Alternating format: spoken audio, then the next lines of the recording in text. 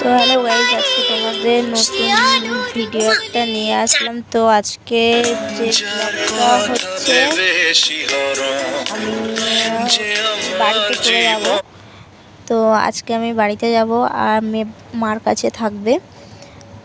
তো একটু খারাপ লাগছে, এখন আমি ট্রেনে বসে আছি,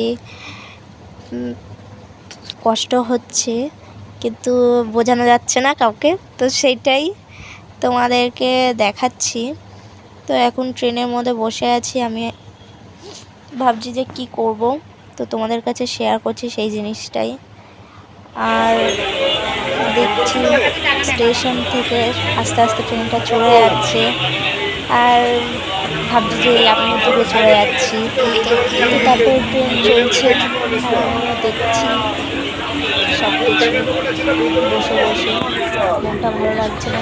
তো তারপরে আমার বড় গেছিলো আমাকে আনতে, তো ওই যে বসে আছে আর আমিও বসে আছি, ও দেখছে কি করছি।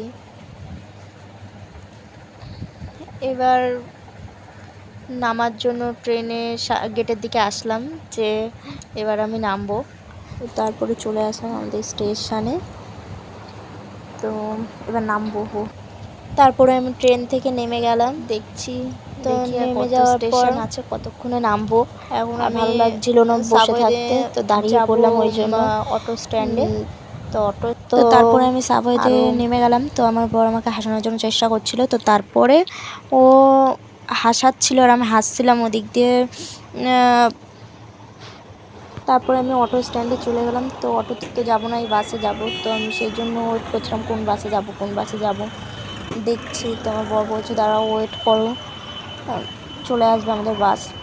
তো আমি বাসে করে উঠে পড়লাম। এবার আমি চলে আসলাম আমাদের গোপালের জন্য একটু কিছু কেনাকাটা করতে। তো যাওয়ার পথে কিনে নিলাম। তো এই যে প্যান্ট কিনলাম, প্যান্টটা কেমন লাগছে তোমরা কমেন্টে জানাও। আর ওই যে যেই সব মুকুট আছে ওখান থেকে মুকুট নিচ্ছিলাম। তো তারপরে দাঁড়িয়ে আছি, দেখি আর কি নেওয়া যায়। তো তারপরে আমি বাড়িতে চলে আসলাম। তো ভিডিওটা এই পর্যন্ত, যদি ভালো লাগে তাহলে লাইক কমেন্ট শেয়ার করে দিও। আর নেক্সট কোনো ভিডিওতে তোমাদের সাথে দেখা হচ্ছে, অবশ্যই তোমাদের ভিডিও